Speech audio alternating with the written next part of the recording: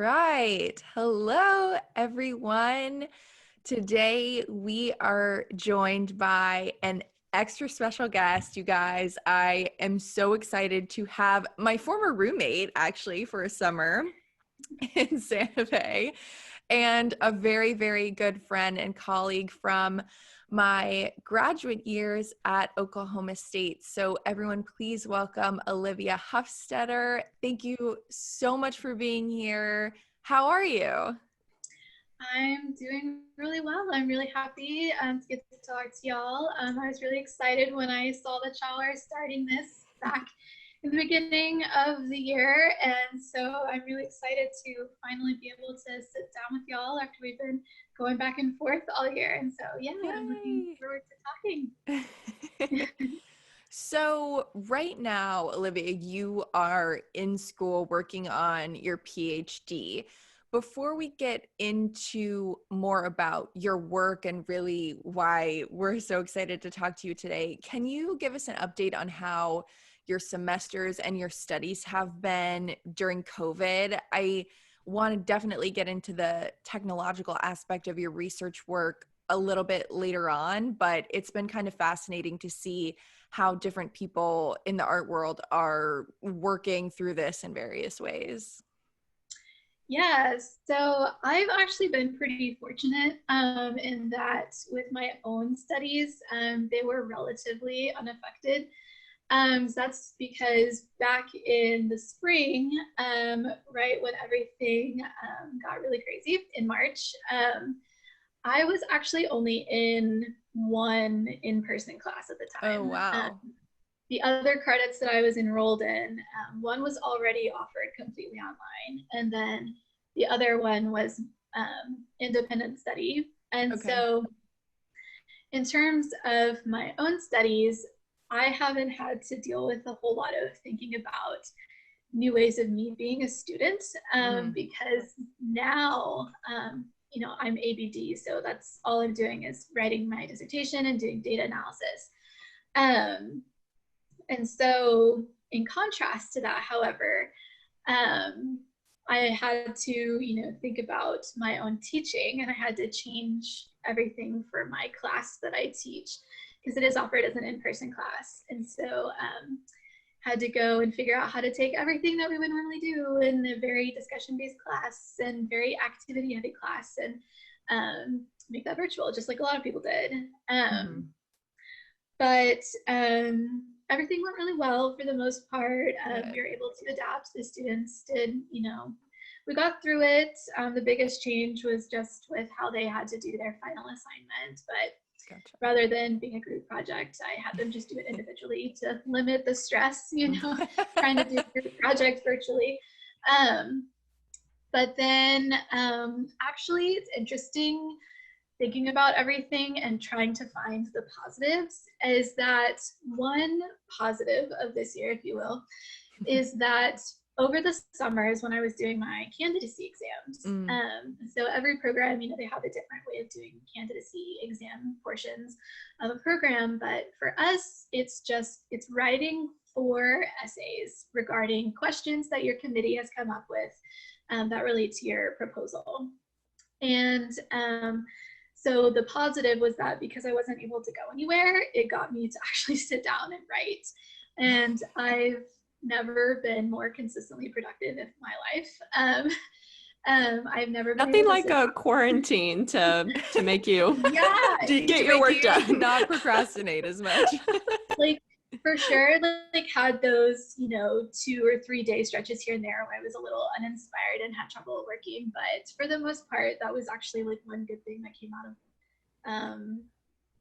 having to stay home. But then lastly, with the current situation for this semester, again because I'm ABD, I didn't have too much affecting me in terms of my research because of how it's designed. Of course, there's so many graduate students and other researchers who their work was impacted really heavily, but luckily, because of the way I did data collection and the way that I had designed my research, kind of got away from that chaos of having to rethink everything. But yeah, so same thing, the students, they still did really well. We adapted Good. to everything. So yeah, that's where we are. Oh my gosh, that's awesome. I never took well, I only took one online class when I was in school, and it was in undergrad. And I am in awe of all the teachers and faculty teaching online. I mean, You only took one, Bianca? I only took one online class. Man, I took several. I took a really heavy writing class online, and that's part of the reason why I had to get reading glasses, because I like hit that point in college where I was staring at my computer like way too much, and it started like actually screwing with me. But I like in-person classes myself, but I'm so glad to hear that all in all though, you've been able to like power through, and like your students have been okay and you've been okay. So that's really great to hear. Yeah. So, I wanted to talk a little bit about your process of figuring out where you wanted to go with your career and how you went from art history to pursuing a PhD in art education. You talk a little bit about this in the research and the work that you've sent us already. And I think I was in a similar situation when I went to get my master's, where I went straight from undergrad to graduate school. So I think that this is something, a lot of people who study arts and liberal arts in college kind of struggle with figuring out that next path, especially when something like arts and liberal arts just lends itself so well, I think, to being interested in a lot of different things. So can you talk about how that decision process worked for you? Yeah, so there's a very extensive backstory to all of this that I will do my best to say very concisely. Because I'm one of those people who like starts at point A, but then goes to A and a half, and like before I love it. So anyways, the long story short is that I actually started college as an environmental studies major. Did I know this? Probably. I talk about it all the time. Oh my gosh, I don't remember that. But yeah, so when everything like really got into me thinking about what I wanted to do with a career and where I wanted to go to school and what I wanted to study, I actually originally wanted to be a history major, not art history, history. And that's because it was always my favorite subject in school. A lot of people in K through 12, they think history's boring, but I didn't. I really liked it. And so first I wanted to be a teacher. Then I was like, no, I don't want to be a teacher. I want to work in a museum, because it's still an educational aspect, but I get to like work with things every day. And so that's what I wanted to do for a really long time. But then when I was a junior in high school and I was really getting into the college search, I had that little freak out moment of, oh, I'm never going to find a job with a humanities degree. Like, what am I doing? Can't do that. We've all been there. Yeah. Living that currently. So that I got more opportunities for a job. And so that's when I started looking into other things. And I found a school that had an environmental studies program. I didn't actually end up going there, but it's what inspired me. And so I only started basing my college search off of schools that had environmental studies or environmental science. Wow. And that's how I found my undergraduate university. I did not even know it existed until I randomly found it on Google one time. And but it was perfect. It ended up being, that roundabout way of finding that perfect university for me. But anyways, when I got there, I was enrolled in the intro course that everyone had to take for the environmental studies major that first semester. But I remember this day very, very vividly. I was sitting on my bed in my dorm doing work for that environmental studies class and just audibly saying, what am I doing? Because I realized that it wasn't because I couldn't do it or I thought it was too hard. It's just I realized I did not enjoy it, And so I immediately marched myself down to the registrar's office and said, I'm declaring history as my major. But flash forward to the end of the semester when we are registering for the spring, I did not get to register until the very last day at the very last time slot. So needless to say, everything was full because I went to a very small school, 1,500 students total, and so I only got into one class that I really wanted to take. Mm-hmm. The other three, I just had to figure out like what I could get credits for that would, be meaningful for my degree and get my gen eds. And that is how I ended up in an art history class.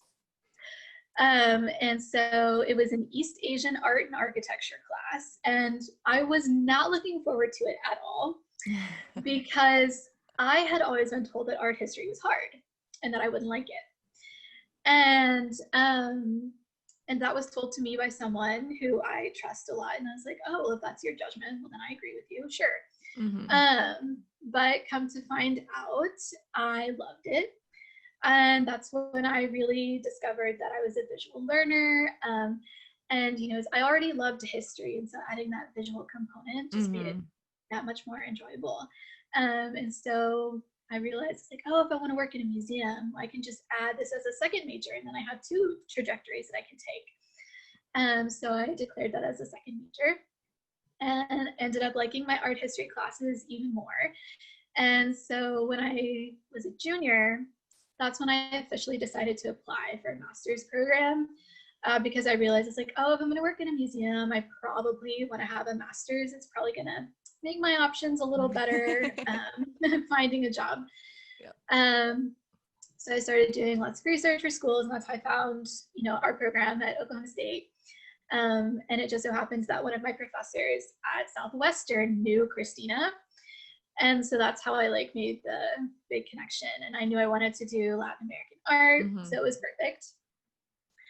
But then, when we get to Oklahoma State and I'm in my first year of the program, second semester, when I was in Louise's Art Since 1960 class, I was also taking a class for an elective in the education department that was on gender and curriculum, and it was just the best class. It was so fun. I loved everything about it. Professor, content, everything. And since I was a graduate student, though, our assignments for Dr. Siddon's class was way different than what the undergrads did. We just did a lot of writing. We didn't take quizzes or anything.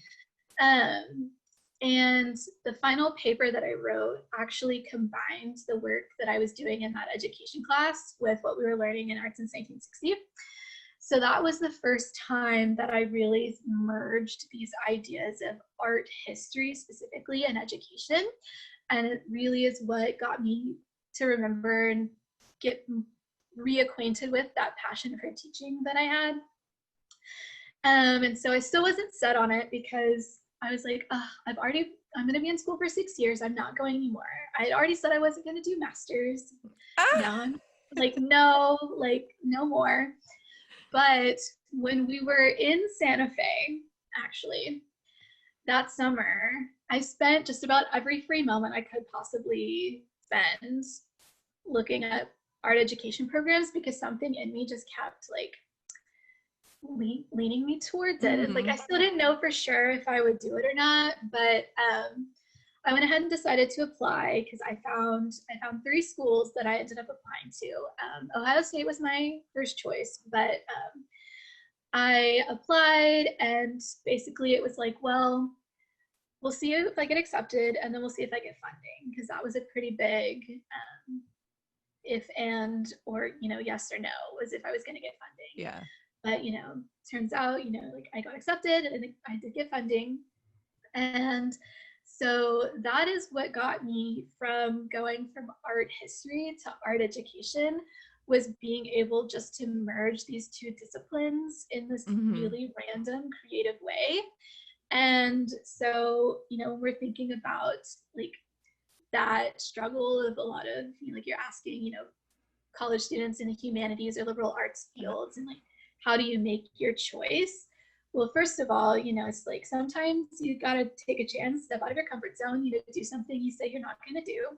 But then also, just finding something you're passionate about, that's really important. If something really makes a connection with you, sometimes you just got to go for it and see where it takes you, because that's something that's been really important for me, not only as a student but also with my research, is just how important personal experience is getting you to a specific career or program or whatever it is. Because had those really random things not happened, I wouldn't be here.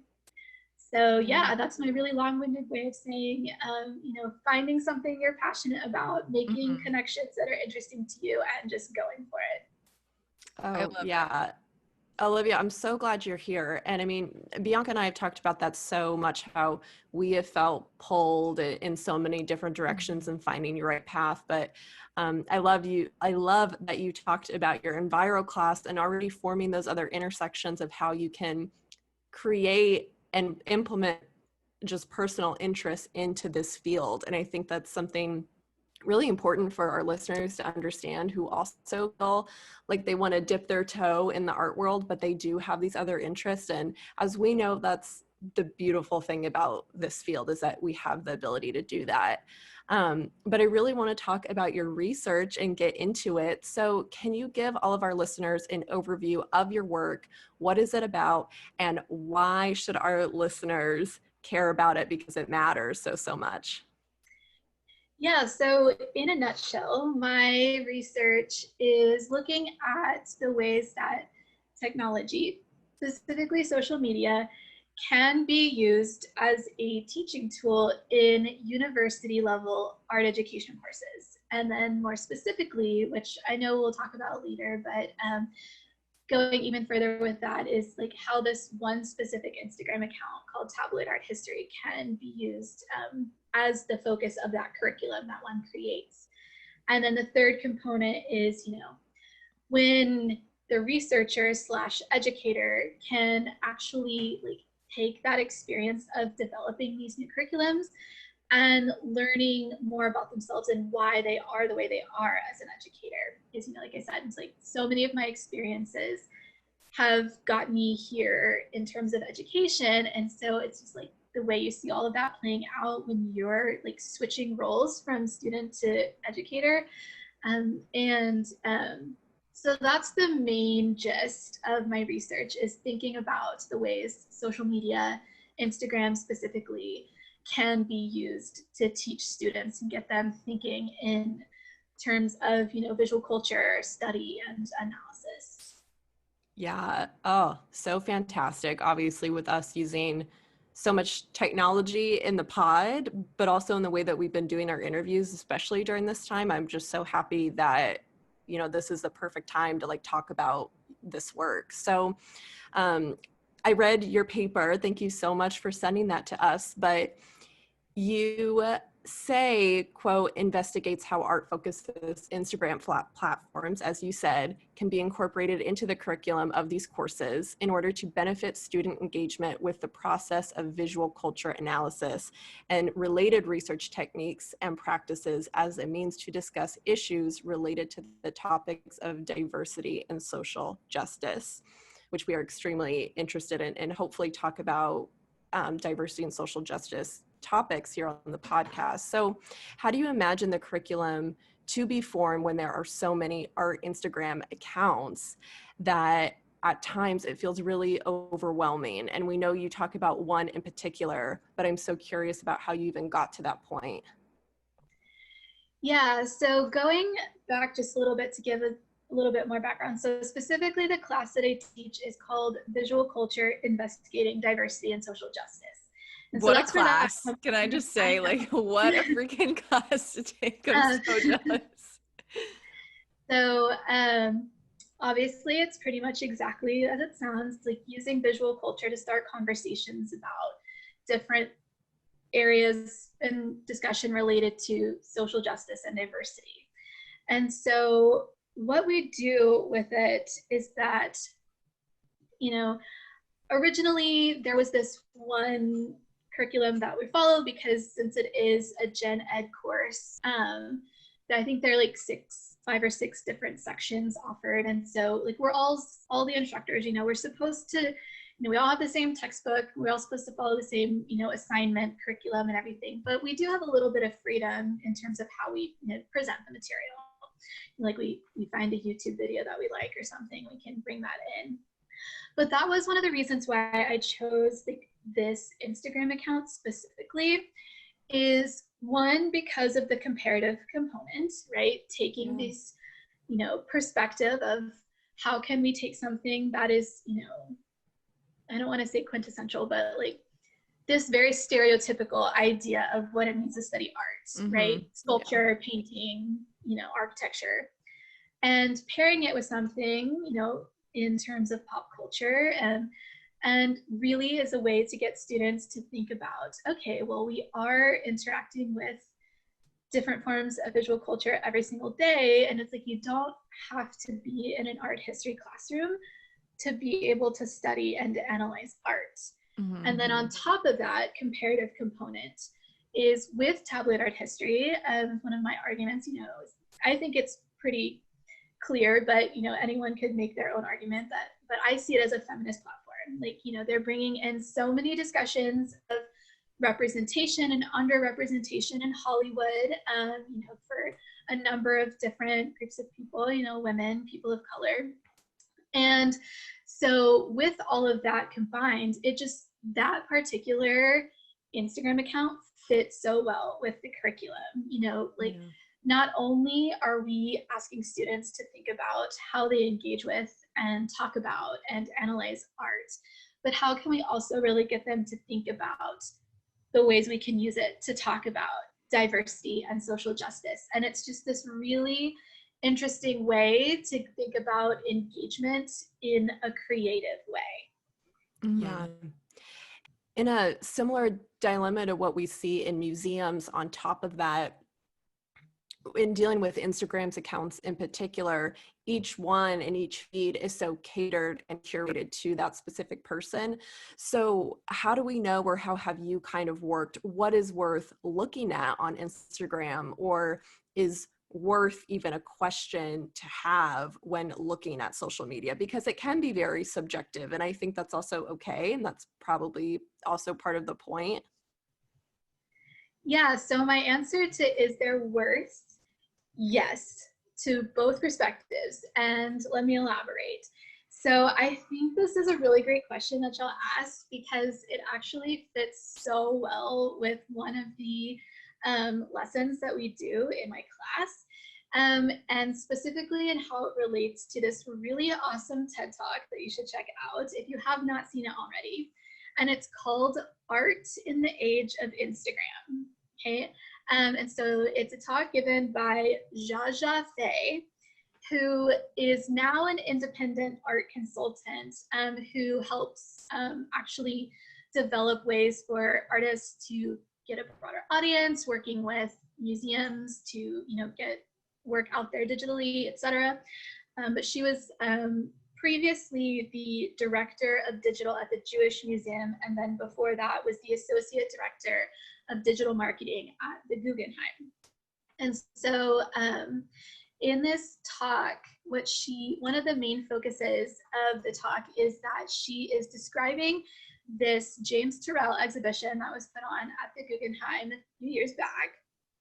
And she's talking about how, because it's an installation exhibition, Tyrrell did not want anybody to have phones or take pictures or post in any way, shape, or form the installation on social media, the internet, anything, right? He wanted people to go in and experience it, just in the moment. But of course, people being people, they took pictures and they posted them on Instagram.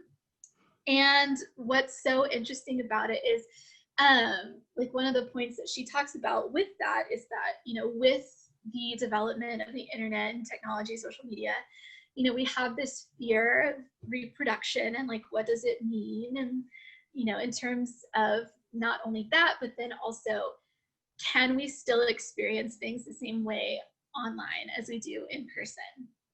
And what she finally gets at in the end is that, yes, it is important, because what she tells us is how because so many people saw these posts online, it made them want to go see it in person. You know, so it actually heightens the visitors to this exhibition. And so when we're talking about worth, what is worth looking for on Instagram? Well, not only does this platform give artists an opportunity to get their work out there, and then give, you know, the opportunity for their viewers, the audience that may come across it, you know, to get them introduced to it, but it can then inspire someone else to go to, you know, a gallery, the exhibition, the museum, wherever it may be.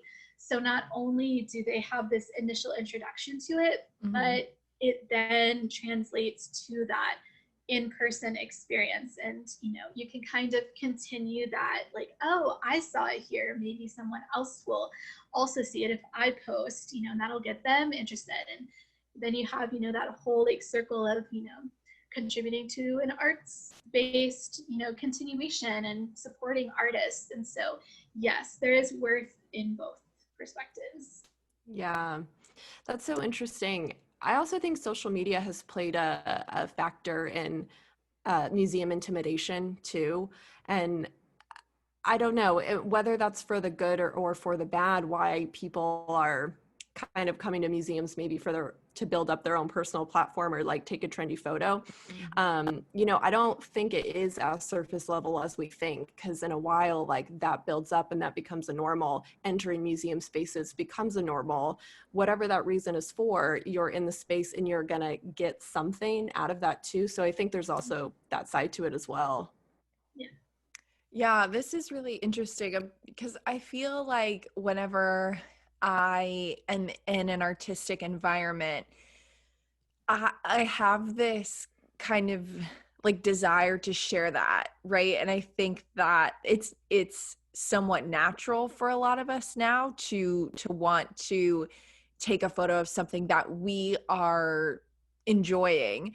But at the same time, I feel like personally I have to consciously think about that balance. So I have to think about like I want to capture this moment, and I think it's worth capturing and worth sharing, but at the same time I want to make sure that I'm also taking in the physicality of this space and actually learning and having the opportunity to see something in person and really learn from that, and then think about like being in this space with people. And I think that's also something, you know, I'm sure there's going to be a ton of TED Talks and art historians talking about art history in the age of COVID, but how physicality in art is going to matter and where that balance is from digital to in person.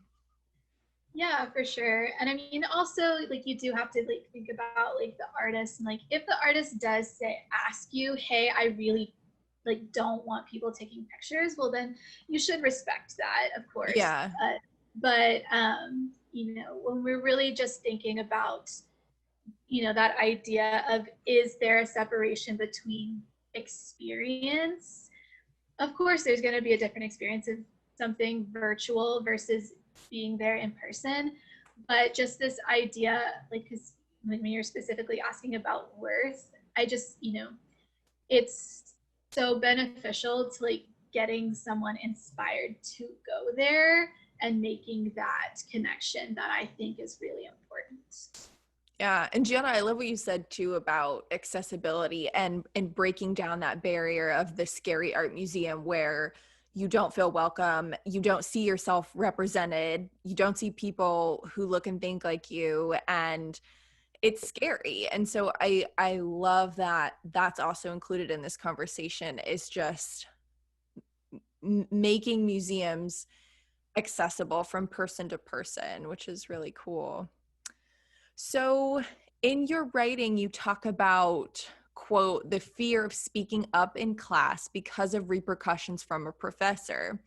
And this is something that Gianna and I have talked about on the podcast. Olivia, I'm sure it's something that we talked about when we were in school. Probably. And it's something that Yadika Star Fields kind of brought up in his interview on the podcast, this idea of the starving artist as a preferred aesthetic. And what is that kind of preferred way to go about studying your field? So can you talk about this a little bit more and maybe share some of that experience of that fear that I think many of us have experienced in the educational environment? Yeah, so background just slightly is that I've always been a very shy, quiet student, like even before college. Like I, was never one of those students who like always just immediately raised my hand. I was like, please don't call on me, please don't call on me. I was that type of student. And it's not because I didn't want to say anything or that I didn't know what was going on. It's just like I didn't want to be told that I was wrong, and I didn't want to like appear like I didn't know what I was talking about in front of other people. And so that was really heightened though when I did get to college, because the very first class that I took, it was really small. There were only 12 people in it, and just the way our curriculum was set up was first years, we were first years, not freshmen. First years, they took a class the week, they started taking a class the week before everyone else did, just to get us used to school, And for whatever reason, that professor decided that me and this one other student, they were just gonna pick on the entire semester. And, like always told us that we were wrong, always made like really snide comments on our papers, and just like made us feel awful. And it just like literally it's just like they just randomly chose us because like my roommate who was also in that class, I remember like it's just like I don't understand why she likes you so much but not us, and like I don't see how our work's all that different and blah blah blah. But anyways, so that like kind of really solidified me like not wanting to talk in class. And that's from the perspective of me as the student experiencing it.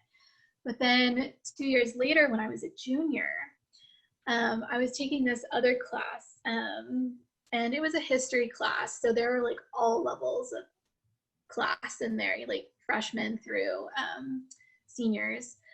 So I was a junior, but there was a first year in there, and they actually talked a lot. They always volunteered to, respond and like talk about anything that we were reading or anything like that. But there was this one day, it was like mid-semester, and we were reading this book. So naturally, part of class was talking about this book. And so our professor asked us a question, and this student offered to, respond to whatever the question was. And she wasn't really answering the question that was asked, but what she was saying was not wrong in any ways. Like she was just talking about another aspect of this book that we were reading. But because it is not what the professor was expecting to hear, the immediate rebuttal and the only thing that he said was, "What? No." And I kid you not, no exaggeration, that student never came back to class. And I can guarantee you it is because they were so upset and like embarrassed because that had happened. And I just remember like seeing that happen and knowing how I would have reacted if it had been me. I probably wouldn't have gotten out of the class, but I probably like quite literally would have had like PTSD from it, because I was already so anxious in that situation to begin with. And so that, just kind of became the norm for me. Like I'm still that way. I really don't like talking when I'm in the position of a student. And so because of that, when I started being the instructor, like the actual instructor of record, not just, a TA, behind the scenes type situation, when I was the instructor and I was the one leading these classes, it's like I have no problem at all getting up in front of people to talk, you know, and give presentations. But if I'm sitting at a desk and you call on me, like I've actually started crying before because it made me so upset, you know. Mm-hmm. So because I've had those experiences, when I'm the educator, I will never call on a student. You know, like I will never be like, hey, Sarah, like, what do you think about blah, blah, blah. Mm-hmm. You know, if I am asking just a general question to the class about whatever it is that we're talking about, you know, I will wait, count to 30 or something, and usually somebody will respond. But, you know, if it ever happens that somebody doesn't, well then, I'll, give them little hints like, hey, maybe you could think about this, and then Mm-hmm. that'll spark something. Or the other way we go about it is, so this class really is designed to be a very interactive small group activity, small group discussion type of class. Mm-hmm. Obviously, we've had to like figure out different ways of doing that this semester, but we made it work. And so that's something that's really important when we're talking about, like being in an educational environment and offering your voice, is that, just making sure that you have more than one way for participation to take Mm-hmm. place, because it's like that happened with me when I was an undergrad. It's like participation was such a high percentage of our grade, but professors pretty much, for the most part, like their idea of participation is how much do I hear your voice in class. And so I got super low grades, in my Yeah. participation.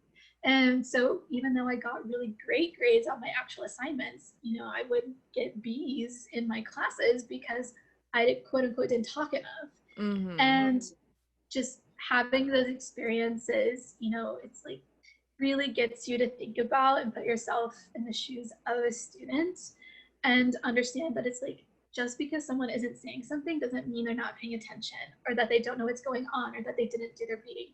Sure, of course that happens every now and then. We've all been Yeah. there. We've all been tired and dozed off, but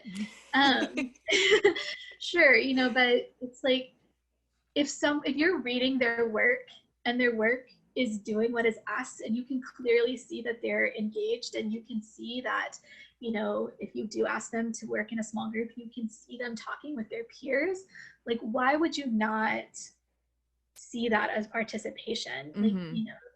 and so again, that's just like a really big component of, my research, is also thinking about, how your own experiences as a student get you to be the type of educator that you are, and how you weave that into your teaching. Yeah, I love this. I think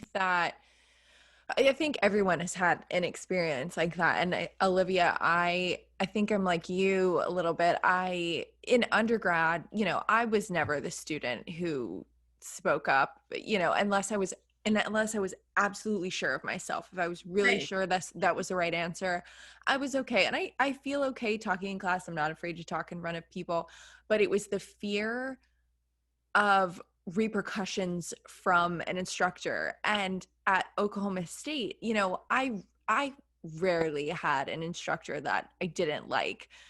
And I think when I started the graduate program, I was terrified that I wasn't at the right level, that I wasn't going to be able to do it. And then when there were people in our program who were able to form thoughts so eloquently and so quickly, I can't do that. I need to sit and kind of think about the question and think about my words coming up, because I'm sure in our seminars classes I just like would word vomit all over everyone's session.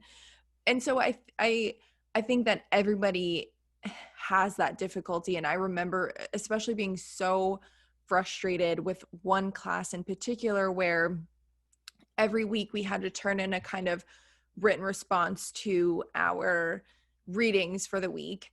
And we would turn in our responses the day of class. And then 2 days later, once we had finished our discussion of the readings, we had to write basically an entirely new assessment of the readings.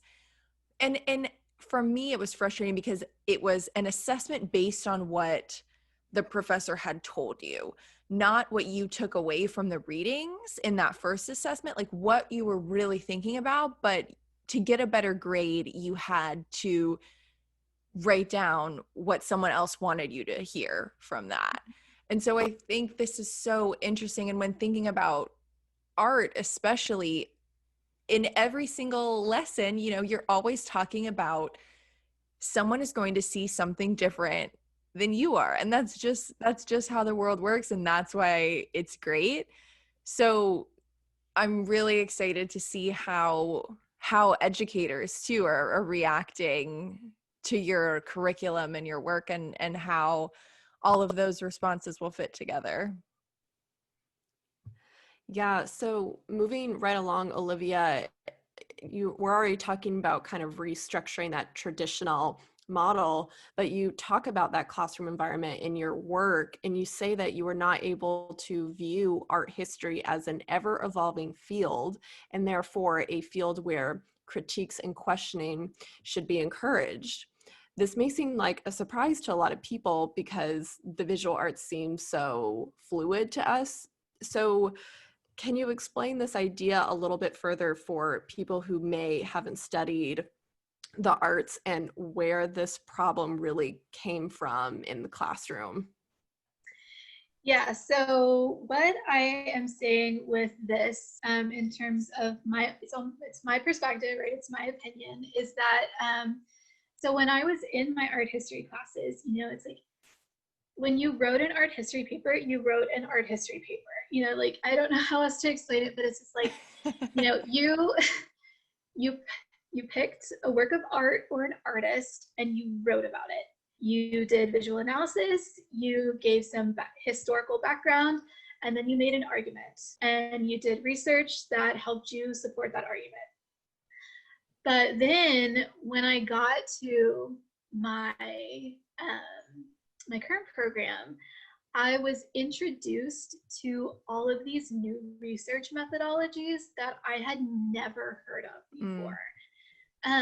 You know, it's like when you're doing art historical research, you're doing art historical research, but in education and then the social sciences, there's just so many other methods that I was introduced to that I was just like, what? How is that accepted as research? Like, and so my two examples that I'll give, which because they were the most impactful for me as a student, and also like getting me interested in this particular research focus, are autoethnography and arts-based research.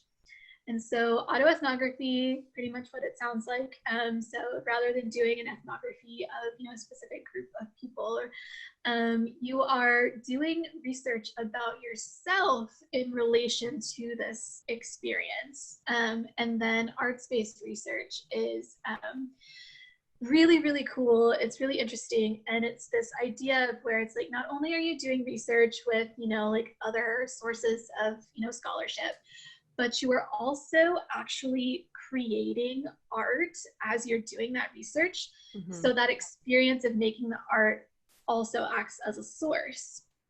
And it was just so interesting to me. Yeah. And so because I had just been so accustomed to this very straightforward idea of what studying art and writing about art was, it's really what got me thinking about, you know, the different ways that we can get people excited about art and working with it, and that, you know, you don't have to be studying sculpture or architecture to be studying art. Like you can, like, of course we have like film studies, and so people are working with TV and television, TV and movies, but you know, we don't really think about using TV in art history very often, at least just not from my experience. And I think I remember one person my junior year actually wrote something about Game of Thrones, but that was like the only time I'd ever heard of anybody using, you know, TV or film in their work. You know, And not it that I had to hadn't be seen it. Game of Thrones. Well, yeah, but that was like 2014, so it was like the height of it, you know. Yeah. And but anyways, so with that, you know, when I was introduced to these new research methodologies and like finally being able to see that you can do research with art and a visual component in just these really creative ways, that's what really got me thinking about, you know, how we can get students to interact with this curriculum and, you know, thinking about, you know, getting away from this, you know, again, quote unquote, traditional idea of what it means to study art and, you know, finding ways to apply that to every single visual component that we work with and interact with in our everyday lives. I love that. I love that you were also like the case study for your own like research, which is just so cool. I also just feel so lucky that you're here just for my own personal benefit. And as you might know, I haven't gone on to do a master's program because I wasn't certain what path I wanted to follow, just being tied to studio art, art history, art education, museum studies. So it was like, which one? Like, so, but I love that you know, you have found a way to incorporate it all. Like you can have it all, folks. Like I love it. You write about learning from one another in the classroom, and that's something we've kind of been talking about throughout our chat today, so that professors and educators are learning from their students. And I think right now there is socially a big divide, but since leaving school and kind of working throughout some internships and now entering my career, I think there's also a lot of interest in these kind of generational evaluations. So this is something that kind of gets on my nerves a little bit, this idea that boomers and Gen Zers, they just can't get along. They have totally different learning and working styles. Like it's so hard to communicate with one another. So how do you imagine letting students teach the teachers, and how can that socially impact us beyond just thinking about the arts? Yeah, so when we're thinking about, you know, this idea, like thinking specifically in the context of, you know, college courses, because that's where my research is focused. You know, when we're talking about my course in particular, it's actually designed in this approach. It's called community of inquiry. So it's actually intended from the get-go for like everyone to like have this opportunity to learn from each other. Because that's part of this component of identity that's really important to the course, is that, you know, everyone's experienced life in different ways, and you know, everyone has something to offer to the class itself, but also to anyone else, you know, out in everyday life that can help you like learn about something new or interact with something in a way that you didn't realize beforehand. And so when we're talking about like being in a classroom and having a very specific like curriculum or pedagogical approach, so something that's, you know, very important to me is, you know, ideas of feminist theory and feminist pedagogy, specifically intersectional feminism, right? Making sure that you're doing everything you can to have an inclusive classroom, and you're doing everything you can to think about every perspective and how can I make this classroom comfortable for all of my students, whatever their background may be, whatever their experiences may be. And so, you know, when we're talking about education, you know, once again, like you're thinking about both, you know, a college classroom or a K through 12 classroom, we have this, you know, idea in our society, this very stereotypical image of, you know, formal or industrial model schooling. You know, everyone goes to class, they sit at a desk, you listen to the teacher, and you write notes and you take tests, and that's how you're supposed to learn. Which, sure, that's how you have to go about teaching and learning in some fields, but that is not the case for every single field, especially humanities and fine arts. You know, it's like part of the learning process is talking through things or having a project, that you're able to apply a critical thinking and creative thinking process to. And so, if we're thinking about like how we're developing a curriculum and all of the different ways that we can incorporate new tools into our teaching, well, it's like, technology is always being developed. Like new things are being presented to us every single day. Yeah. And a lot of those are specifically directed towards the use of, in an educational setting. But even if they're not, like people find ways to use them, right? Like social media, for example, that was not designed for, using in a classroom, but so many people have found ways to do that. And so when we're thinking about like the separation between like different generations, like of course that is one of like the biggest points of conversation is like, oh well, like the older generation, like that's how they understand school is you sit and listen while I talk, right?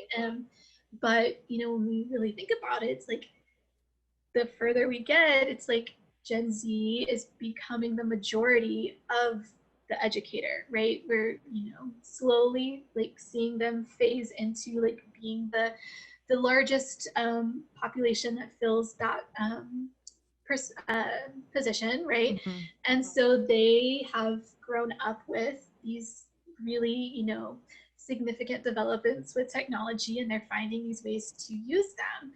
And so, like, of course, like we're talking about, like, you can't just have someone sitting in a chemistry lab and say, hey, do whatever you want, because obviously that's dangerous, so like that would be a situation where like you have to just, listen to the person telling you what to do so that you can learn by that process, following along with their instructions. But if we're thinking about, humanities or fine arts, in any classroom where you really do have more freedom to present to your students this idea of informal learning, right? So the idea that you are learning with everything that you do, you don't have to be in a classroom to be learning, right? You don't have to be an apprentice or be working in an internship to be learning. If you're being very aware of the ways that you're interacting with everything that you do in your everyday life, you're learning from that. And I think that's, one of these really significant things, like when we're talking about, the current times, especially, and like we can't be in the classroom a lot of the times. And, just having to be really creative and think about how we can get students, to rethink their interactions with, whatever it may be that they come into contact with. And, so in my case, rethinking what it means to interact with social media and not seeing it just as something that you post pictures and videos on, but something that you can actually use to learn about art and learn about analysis of that art. And then also, how do you use this platform to talk about issues of social justice, and really important topics of everything that's going on, and we see a lot of that, right? So many Instagram accounts are actually dedicated to giving resources to people. Like, you can donate here, here's this book you can read, here's this artist you can support, here's this, small business that you can support. And, it's just like really thinking about that merging or like reconfiguration of formal versus informal learning is what we should, like, one of the ways we should really be thinking about education in terms of, teacher versus students. It's like everyone is always learning from everyone. And if you are in the position of the educator, like whether you, like, I should sit it that way, like if you are in the position of the educator, you are always learning from something from your students. Like I can't say how many times, we've been talking about something and I'll have a student say, oh, well, I did this, this, and this, or I see this, this, and this. And I'm like, wow, I would never even have thought about it that way, And so it's like really showing how you are encouraging your students to also provide their experience and just like how important that really is. That's awesome.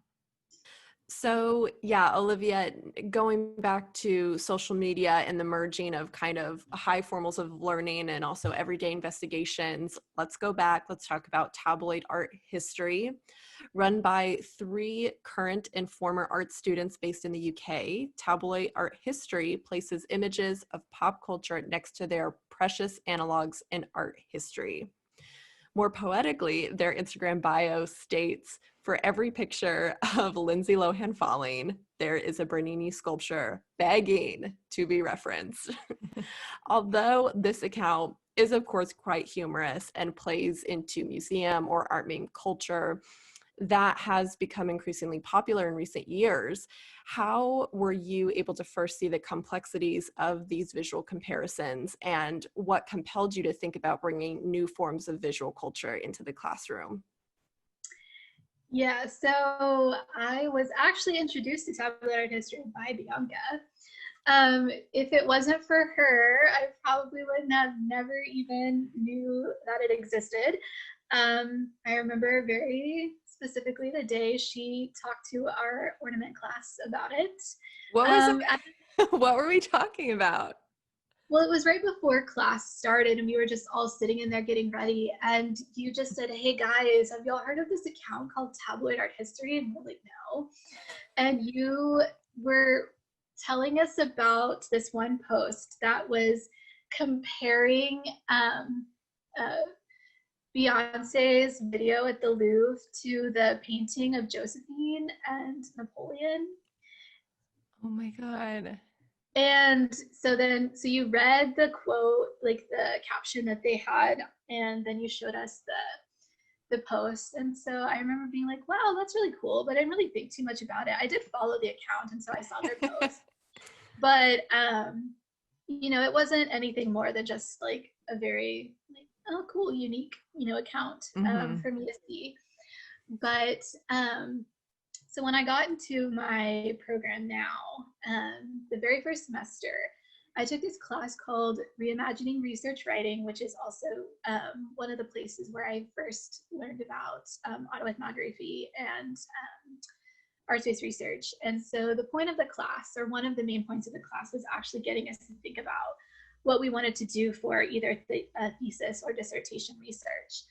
And like originally when I came into the program, I thought that I wanted to study, I was really interested in how art history is taught. So I still had that like kind of frame of mind, but what I thought I was going to do was like go in and like observe different, specifically introductory survey art history courses at different universities and different courses with different instructors within the same university, because I just wanted to see how different people approached teaching this very, kind of always taught the same way type of class. But it was in this reimagining research writing class that I really started thinking about tabloid art history, because with it being a social media account, I was really thinking about that idea of interaction and experience. And so initially my idea was to like do this really cool kind of abstract, kind of out there dissertation about like what it is to like be having the experience of learning about art via like the touch of a finger, and so that's what I was thinking about first. But then when I got into my second semester and I really had to start thinking about, okay, what am I going to do with my research? So I was teaching the same class, the Visual Culture Investigating Diversity and Social Justice. And so because of the experiences that I had as an undergraduate in my master's program, being really traditional, part of that traditional perspective was that, computers were completely discouraged in the classroom. Like you were supposed to take notes on pen and paper, and so I taught my class that the first 2 semesters. I was like, I don't want you to have computers unless I specifically ask you to get them out for an activity or something where I need you to look things up. But it was always pretty clear how that caused like a tension and kind of an anxiety in the classroom. And so I had to do this other assignment where I was in a research methods class, and so we had to go, take field notes, just to get the experience. But I was actually observing this other art education course where it's actually designed that they're supposed to be like working with technology like the entire time.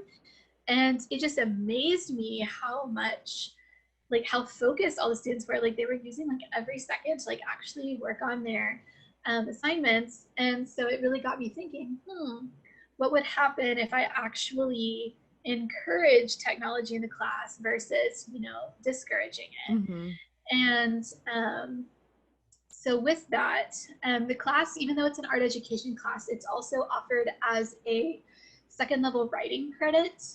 So students do a lot of writing, so they write 4 papers, but then they also do what are called journal assignments. But it's just like that idea that, doing a little bit of writing in any capacity every day really helps, improve someone's writing. And so I was thinking about all of these things together, and that's when I got the idea. I was like, oh, you know what?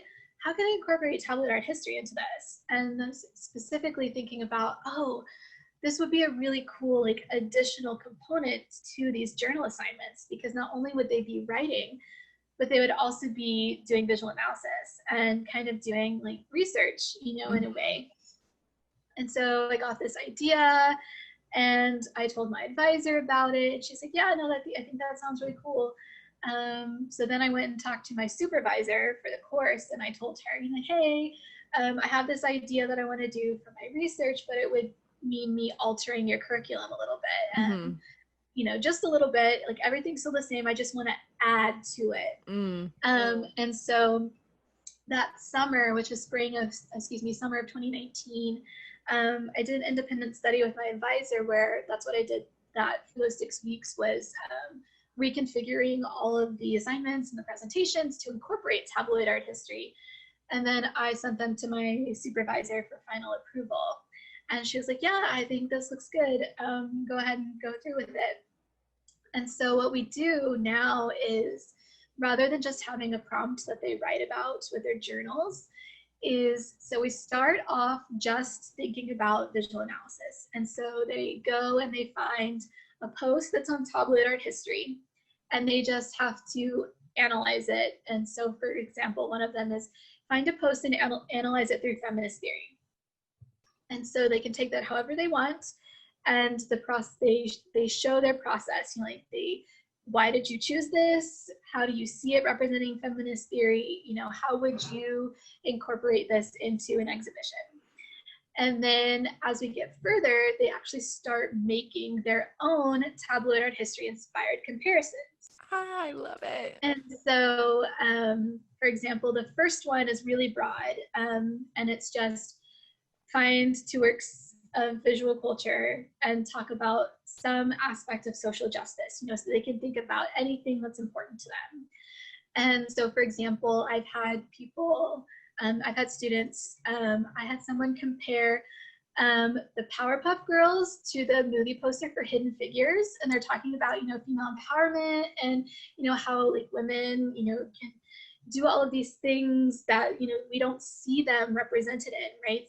Female superheroes or female scientists. And then I had someone else compare, they were also talking about women's rights, but they were talking about it from the perspective of sports, which was just like, whoa, I never would have thought about that. Because they compared this painting from the 1800s of a woman playing tennis to a tabloid image or paparazzi photo of Serena Williams at a game. And so they talked about, like the differences between like what women could wear, because, it's like this big old heavy dress from the 1800s and a hat versus, form-fitting clothing that's aerodynamic and all of these she things. still gets criticized for. Right. Like you can't wear a tutu because blah, blah, blah. But yeah, and so as we go on, that's what they're doing. Like we have different themes. So each of the journal compares to whatever theme we're talking about related to diversity and social justice. And then my favorite part is the very last one, where what they do is they go back and they take every single comparison and every single post they analyzed and they put them together to make a collage. And it's this way of them not only being able to see how their comparisons progressed, and so they can see how they were actually engaging with it, but it has this added component of like that gives them a chance to see like their identity and how that influenced them. Because you know, it's like when they actually go back and look at them, they're like, wow, I always talked about women's rights, or I always focused on people of color, you know, and this idea of representation. And it's really cool because they have to make this work, but then they also have to get a title for their collage. And I think one of my favorite ones, I can't remember it verbatim, but it was like a look into the subconscious mind. And I was just like, so cool. And it was like how the student, you know, really paid attention to how their experiences as, you know, a woman of color, and how it led her to like having these different interactions with art, and how much, you know, she didn't realize it, but she always gravitated towards those posts, or making comparisons that highlighted, you know, the people who had the same identity as her. And so yeah, that's where tabloid art history comes into play, because, you know, it's, the course is visual culture, it's not art history. But giving them an opportunity to see that, you know, anything can be visual culture if you can make the argument for it, and you can apply critical thinking, visual analysis, and creative thinking to how you are approaching these works, and how you can use them to talk about really important issues. That's just amazing. so freaking amazing. Like, try not to get like misty-eyed right here, because I am really thinking about, you know, I have that perspective of coming from a studio background, and my direct colleagues and peers being in the studio program, and them feeling that intimidation when they're thrusted into the art history classroom specifically. And I feel like through that methodology of teaching, you're not just setting up so many students up for success. But there's a reason that certain students, I think, go into studio rather than art history. And then when they're thrust to kind of change the ways in which they're thinking, like put on your art history hat, like take off your hat that you can think and you can feel and you can do whatever you want. I've seen that real emotional and mental like shutdown. And I've seen that be like really detrimental to a lot of students. So that is just fantastic. But Bianca and I have spoken about the challenges of an art history classroom, where each story in history is more complex than time allows for. We have to learn about the masters of art history. Like, we get it, they're important, we need to know it. But unless it's through individual research, and kind of like you've talked about, you know, sometimes that is implemented into curriculum, but it's a lot of times, unfortunately, I think presentations get left as an afterthought, and not a lot of people pay attention to those. So when less quintessential examples of art get brought up within lectures, they just kind of, you know, at that point, it's just, what are we really learning here? What are we taking away from this? So although we have also, you know, seen and participated in productive change, we have also mentioned that in order to bring these intersections of pop culture and high culture into academia, that really does call for a change in curriculum. So I'm just really curious about your thoughts on that. I mean, I know you're already kind of telling us what you're doing, but. Yeah, so we're thinking about that. You know, kind of just reiterating, you know, just this idea that, you know, getting not just the students in your class, but getting anyone to understand that you don't have to be in some art history class or an art history major to be able to understand the impact that art has. You know, anyone can go to, you know, a museum or an exhibition, and, you know, whatever that work may be, I feel like, you know, it's, maybe not everyone, but a really large portion of the population would be able to say, yeah, like that work affected me in some way, you know. But the other way to think about it is like, think about when you're watching the news, right? And so that's something that we talk about a lot in our class is, you know, it's like, whether you're thinking about it or not, the news, that's a form of visual culture, right? Because it's something that's being presented to you via TV, or if you're on social media, like you see news stories posted all the time. And so, but when you're thinking about pop culture, I think that's, one of the really great ways that you can get people to really start thinking about this is because, like when you're thinking about music videos or, like quite literally tabloid images, and thinking about how all of these celebrities are posting like very specifically designed representations of themselves or some aesthetic to their social media accounts, or thinking about how a music artist makes a set design for a concert. It's just like thinking about and getting students to understand, anytime you're applying visual analysis, you don't realize that you're doing it a lot of the time, because you're always thinking about it. You might not necessarily be sitting there writing down, oh, like I think this person did this because of this, or this relates to this. You're sitting there thinking like, wow, like I really like that. Maybe it's because there were complementary colors used, but you're not like consciously thinking about it, but it's still a way for you to understand, like how art has made an impact in that specific situation.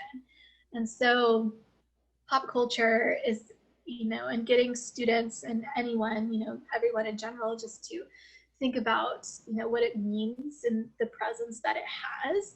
And just really using that as kind of, the starting point for understanding what it means to study art. And then that can lead them to finding something else. Maybe they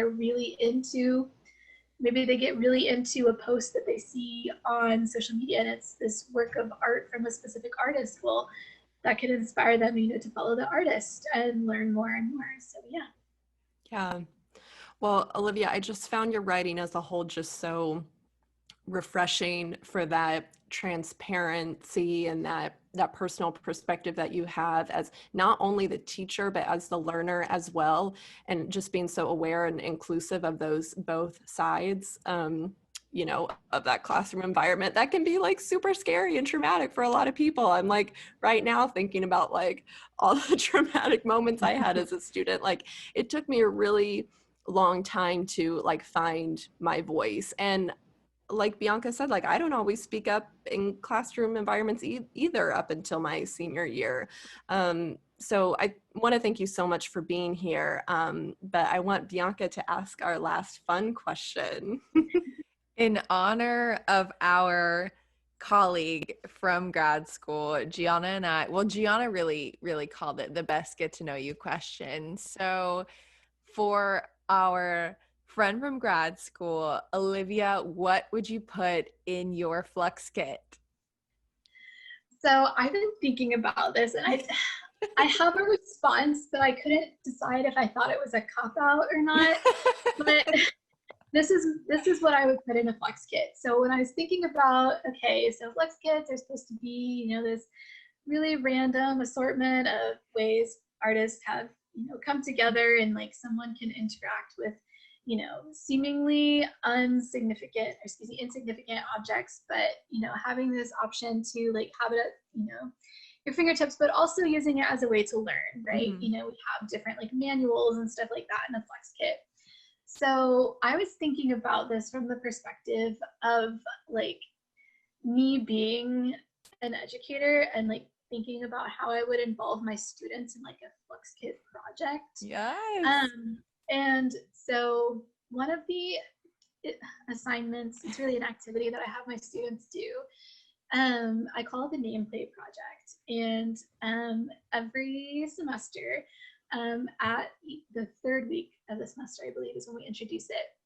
So they get a piece of construction paper and they have to write their name on it. They can do it however they want to. But every single class, they have to add something to it that relates to what we talked about. So it can be a doodle, it can be a single word, it can be a quote, anything they want. And they have to put the date next to it so they can remember, associate it with a specific topic. And then, but that's all that they know. They don't know what it's for until the end of the semester. And so then at the end of the semester, on our last big discussion day before they start working on their final projects, is we go back and look at them and we tell them, it's like a way for them to see how we all were in the same class, but we all have our different story of how we interacted with that class. And so I think that, it would be a really interesting thing to like have a Flux kit of like a journey through an art education class. And, like whether you made like little booklets or something of that, but then also, giving students an opportunity to like make their, those comparisons that they're making for their journals and put that in there as well. And so, like getting people an opportunity to see, oh, well, I can also learn something from social media, and I can, always have this at, my fingertips, and, just really getting a Flux kit together that gets people to think about like, how do you record your story and your interaction? I love it. So everyone sign up for Olivia's class and you can build a Flux kit. I love it. Olivia, before we let you go, do you have anything that you want to plug? Do you want to tell people where to follow you? Do you have anything exciting coming up you want to share? In terms of exciting, well, I'm just going to be writing for the next, few months, so don't have anything fun with that, extremely fun going on with that. But yeah, I'm on Instagram. I'm the only person with my name, so if you just search for my name, you'll find me. I can't remember what my Instagram handle is off the top of my head. We can link it. We can tag you. Olivia's in there somewhere. But yeah, so that's about it though. Awesome. Well, we will link all of the things we talked about with Olivia in our resources page. We will link that TED Talk, so hopefully everyone can watch this awesome TED Talk. Olivia, thank you so much for being here. I'm so excited for everyone to hear this. And I think moving forward for us too, just thinking about how we on the podcast can integrate what we talked about today to make everyone a better learner and share it, and learn from everyone across the board is really exciting. So thank you so much. Yeah, thank y'all. I enjoyed it. All right, guys, we will talk to you soon. Bye, everyone.